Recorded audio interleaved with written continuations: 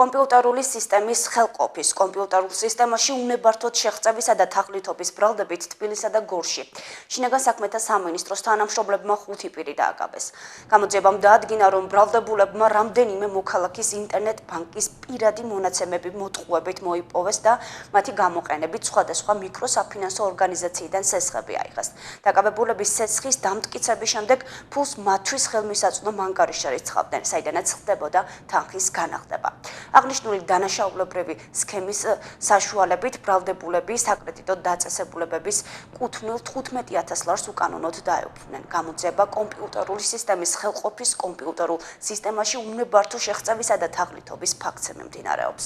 დადგინდა, რომ ბრალდებულებმა რამდენიმე მოქალაქის ინტერნეტ ბანკის პირადი მონაცემები მოტყუებით მოიპოვეს და მათი გამოყენებით სხვადასხვა მიკროსაფინანსო ორგანიზაციებიდან სესხები აიღეს.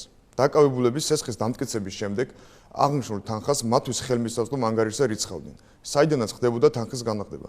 აღნიშნული სქემით ბრალდებულების საკრედიტო დაწესებულებებიდან 15,000 ლარს უკანონოდ დაეუფლნენ. გამოძიება კომპიუტერული სისტემის ხელყოფის, კომპიუტერულ სისტემაში უნებართვო შეღწევისა და თაღლითობის ფაქტზე მიმდინარეობს.